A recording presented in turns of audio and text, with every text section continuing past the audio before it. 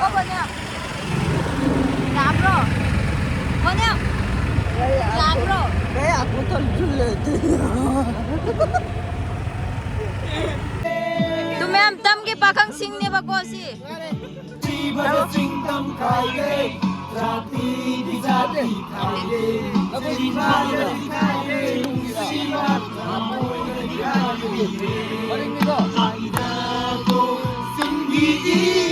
Như thế nào?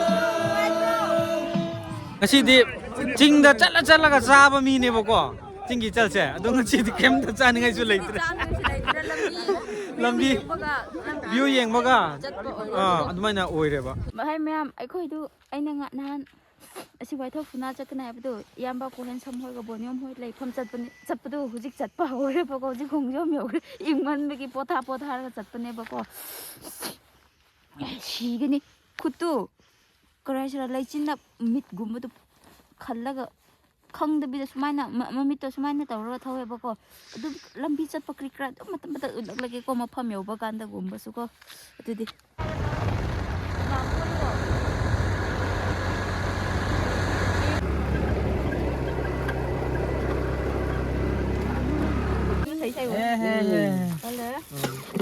Nhiều lắm kìa. Ở gần đây phải uống bơ sấy hay một kiểu xí lip lắc bé. Chọc tao vậy. Chọc. Thui bay lẽ chân đâm rồi. Cái gì có thì không được sao? Bác dạ chính nó có cái nào là bác. Cái xin điều gì? Itu kayu tu tiada entah. Tiada chẳng is. Tụi em si em bao hồi khuyên dầu cái bốn nhóm sự lạc cái bác cô. bonem su leire Bốn nhóm si ma. em leire Leire. Đi rồi đấy bà. Adu di. Keren mà pham du. Chặt lagi. Dầu ra cả. Adu mudak lagi ko ma'am. Thôi. Bốn nhóm mình dầu cái bác cô. Asi gari yang mana pakai koi ngai na ra cái lấy đi bà. Ho. Thấy thấy rồi. Ada kok đó. Orang ini dari kau yang dah macam. Nè, mà pham ut lagi ko bốn nhóm cái nào tàu cái em là đúng bốn nhóm cái video nằm rồi hai video con ngasi để đúng nằm lắc khăn đi bà cô. Đó. Kau yang selak kau lap piro ayo.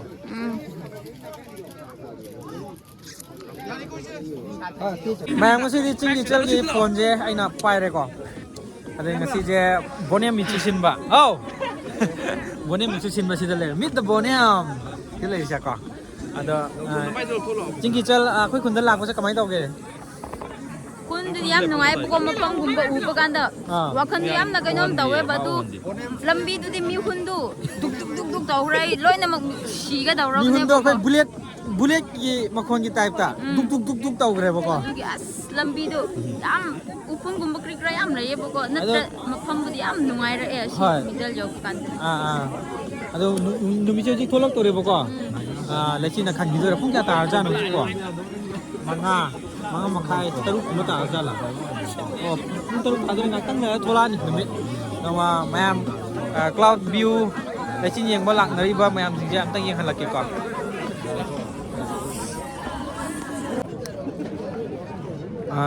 laiba mayam jing je lam loi su re ko nan manipuri phau ba yaw re si lai jing ji da oh vai lo ka se पूरी आती है क्या दिल्ली से कैसा है अच्छा है ना ठंडा रहेगा हाँ हिंदी थोड़ा अच्छा लगा है हिंदी हाइता ना हिंदी लॉन्चिंग रहे ngasi Nang hindi ay tayo dalawang dyan ba? Launching रहे mana jingi chal se nang na koi mana phani da aingon da inchilak kanu da Kamu tau? Ai aku kendal lagi kan pau lo.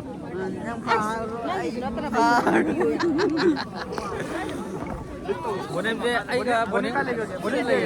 Bonem. Ito bonem sudah lagi kre. Bonem dia matuk. Sudah lagi kre mana? Ini sudah sang bayar. Kalau aku bayar. Ada song ni je. My friend lại ko.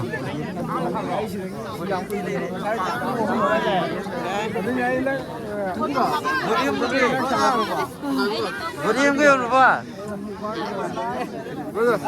Ayo foto. Hello. Ini boneng ki fan mayam sih, mai ini.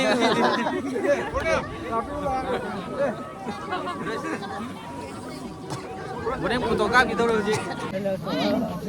Ma'am foto kan nakap nari. Boneng, kita ngisi kan lo?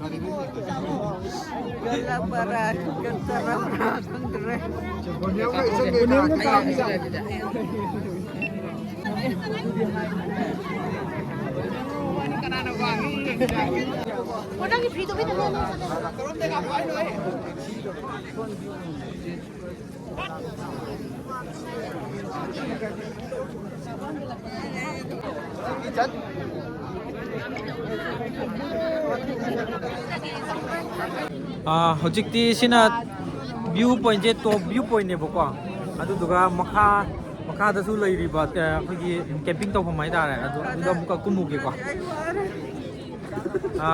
som da lo kumbo bo lei tre nga si thai ra chan ni Masuk terkar una. la aku nai doar ko ro ngayo mai hung ga kon yang lo tala se khoi bro thang jang bali su theng na re ko matam ki blog ai na hang bu do ama khai yeng ro ba chat ya so ram chat kun chat bi ro sen dir khai mo se lo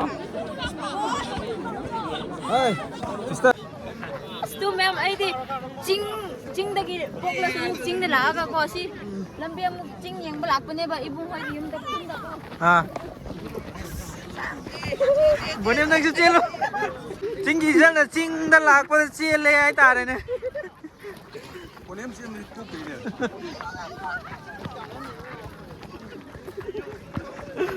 wa bro bonem nungai hayo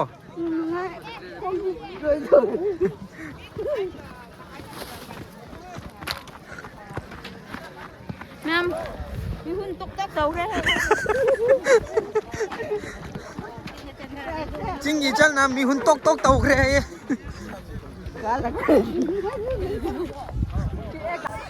ngasi di ching da chala ga sa ba mi ne boko ching gi chal se adu ngasi di kem da cha ni ngai su lei lambi view yeng baga adumai na oi re ba paja bane mata kya ching mathak ta lai hore ko aduga song gi sina tonga le bum ka jaga che ko Mina kau ba polis na kau ya. Kari ge. numi che tholak ba hore ko ada le se tung da man ar bon yam lagi do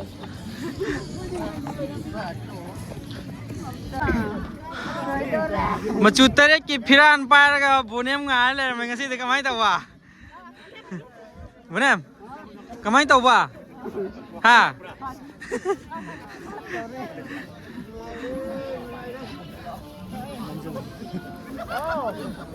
sa sa re ko numi thole hai ba choi gre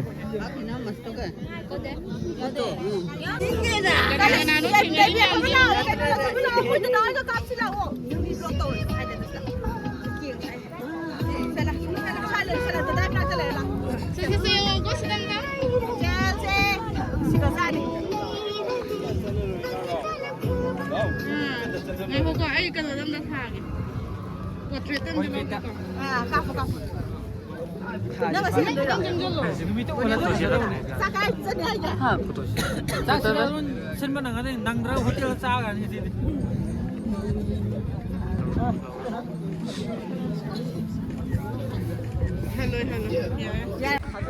ngasigi vlog se ma'am video nampham khang dra ko mi amandana amana muk chingba photo nam gi je amana muk photo nam gi je abde sangnadre ado ngasigi enjoy je marang su oi gra adu su mayam lakoni na hena nungai bam su oi ko ado chingi chal gi wakhan da ne ning da kari phao ge habdo adum tanga haibiram si mafam du ma'am nungai bu ma'am so yeng dra di lak pio bo ko yam na fresh ra wakhan gumba inghale bako nong shit mi punba su numa phadong mi punba syam nungai na ko thoye ba do mi su myam lai yam nungai ye myam su dum lao ba view syam phasa phasa bum hom su u ba ngame na ko ngame ba adu bi lao ba ko myam mafam du phaja bani na pressure plastic gumba ro amot pa cha ki ba cover krikra du hunladi hena pressure mafam su loina mot lani ba du gi ekhoina lakpa mi na ekhoina gyan ta pi ra ka ko adu seng na thambi se ba ko ai phajana jaga se phadi phaja du khara di mot khre ko plastic khra chai re ko isa isa na purak ko pot to isa na yom ga pujagi ba natraga jaga amada maina thang ngai ki pullaga tawbiram ba ko dune ngasi gi ichal la ko se yam nungai re du man gidana ko yu pa khoi blog number sangre ba mayam gi photo ning ba thung na ba hona ba to ko hojik ba ji maning da yairam mi ji ko blog number sangre ba pare adu de mathak lom da mu hai galase ko mayam si ibungi channel su lai bo ko mayam na su dum support taw piram ma gi su matam gi blog hairaga hangi bo ko mayam su dum sangaga dum support taw piram bo yam ba gi su ko ma gi su mafam di kadai dera 팜세 수구름 라인에 보고 수구름 라인에 보고 누가 와가이 디 khara hai da lai ba ko so ni sablam dire bogo begini asna ko du mayam na sabut to biro hai bisi bulab bunchil lage sila chapu su lai bula ko mo gi chapu da yam nungai nga si hai bi mi su loi na ma u su theng na ye bo ko yam harawe ba yum manung da su umlaga lai ga da bu su te dum koi thok su nungai bo ko du ge nga si koi thok ne ba dong bo su koi phai play bisi wamal su nungai te bo dong bo kadang sum ko bi adina ya dro adune ko yi sak khang na boina ko asi si ko yi naw gi kon phom nam dam maring kunan ko kunan maring gi kunji da la ga si mayam diliba yam si adu matik mi si yang ke mayam ko aduna asi yam si yam me koi bonem su tum ninge har gram hari de bonem krai me bonem ba yam da lo ibara ye tumya mosi to mi am lai ba gi ko kar su video to nam na ngai kaino taw khra ba gyan man ta dre ba ko tumya mosi mi yaman bi ko kri taw sra gyan man ta dre ba ko du gi mi ti thok khra ba ko mi kya ba adu cloud to di lai te ba ang si lai ba ko chi hai ga dor gyan man ta de du gi jing smai na mo lai khra ba ko yam no ai am kham de du adu kira tahu tu laki ko kena tahu rasa main buku. Asilo amda asilo mana mai posi suksin sin dam ne ko pikau da haftan bodo kun ama satu mak takta cari no hang ha yes Tu mem tam ke pakang sing ne bako si sisa ki kai wajin no Karipura maring maring gi lon se tangkul ke mana ba maring gi dongan tangkul ke mana tadi Simbada dikhai de musibat thamoi dikhai de musibat singtam khai de jati di jati khai de simbada dikhai de musibat thamoi dikhai de maring gi do aida ko singgi ija you sang na hai kham sai sai na sai Siani se bupa do ka palo ni sari sai kami ko tulu na sisi kana ki bro ya mati tu masigi view point da lengji re ba ma'am sigi marakta hen popular hoya ba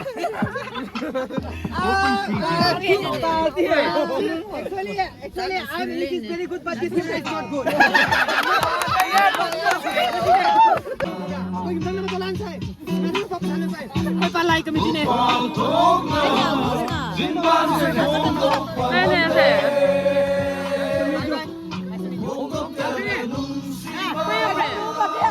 why not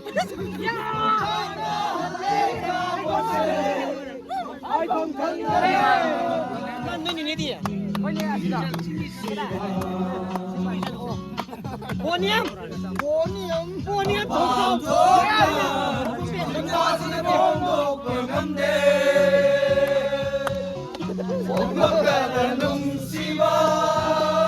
ini kayak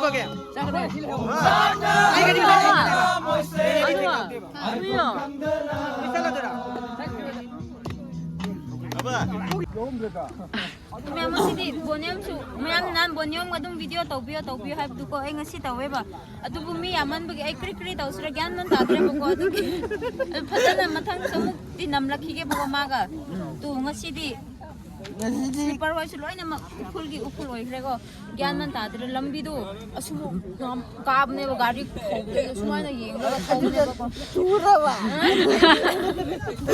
adu tàu ba ko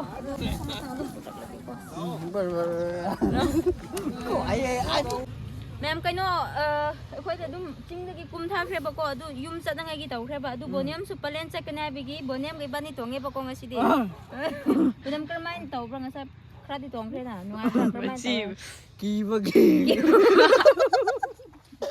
adu di nang na taw khra ne Thora ja makha ja yaura. asma si hero gari su thau bai ta ba ko adu gi aina thau ra ga tong man tong bane ba adu kan tong ba dum matam matat ulake ba ko dum boniam hoi ko wari sanara ga tong ba ki su ko sai koi Peter Jingi ni pa hai nama ma channel slai budu adu ni ba ko ko full le bang si di Spekti abra de pajade. Yes. Asuk faljabasi po. Fajadrabo. Jong malan ni. Euro sida. Dili ma'am kaino tawra se ko dum chat pagi su ulas yamba kwen sam di kaino ma isai kri kra magi kaino lei bagi ko dum ada di pulam me aduga hujik te dum lambi du ma su chat pa ekhoi chat pa dum taw khre ba ko adu ge si ekhoi budi gari ma chana lak pagi pulle ba boniam ekhoi di ko adu de dum mathang mathang dum chat pagi khra khra ulak ke ba ko aduga dum yeng se la boniam ka kha lo Ka ba de am ta yeng si. boniam ga ba dam ra yeng se ba ko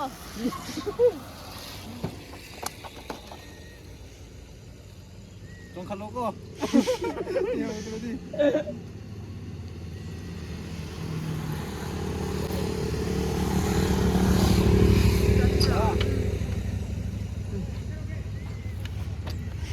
Boniam le sabi na pugre. ma'am talaga boniam phukra ke ngasi di boniam yum da phukra ni ba ko na Ina wina pugre no pa na pugre ba. phone di foreign laura se kon na Asida tamda ba. bye bye tàu rồi Bye bye. Le camera stand di. Boniam. Camera stand di.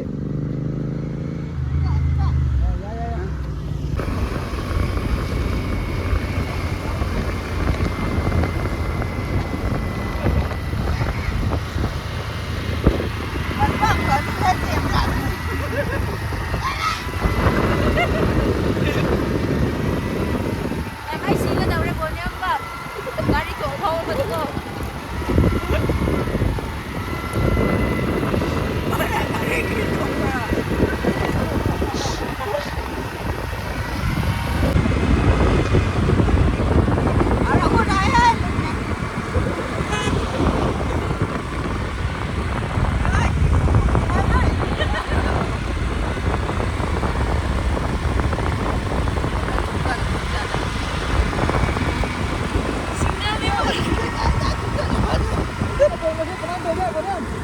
Ay, aduh.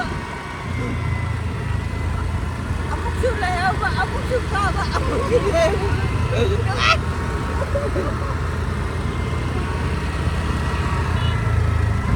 ma'am boniam dai na pura ka ni ba ko yum da ai ki uba kri kra hom ba ithan da wa kre ba ai su pa yaw de ni na boniam se ai khoi ki imong ki pa oi ra ni ko boniam ga bro boniam ga bro Kayak aku terjulet.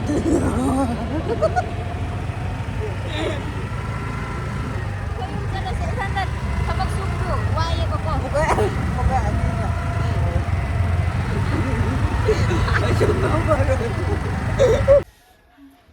tu ma'am ai khoi yum yaw kre ba ko boniam su dum kai no tàu kre chingi ni pa dum sa kre ba ko ai su dum kai no tàu ra ba ha aduge dum mayam na sudum boniam go pun bio hai go sudum ngasi khradi pun le ba ko dubu kraisar mi aman ba ko amanam dum ko ba manam ko taw ba kana kri pak number tu phajana kaino taw dre ba ko nongma sudum phajana mu pulake ba ko maga ꯑꯗꯨꯗꯤ ꯑꯗꯨꯝ ꯉꯁꯤꯒꯤ ꯚꯤꯗꯤꯑꯣꯗꯤ ꯑꯗꯨꯝ ꯁ꯭ꯋꯥꯏꯗ ꯁꯨꯝ ꯂꯣꯏꯁꯤꯜꯂꯒꯦ ꯃꯌꯥꯝ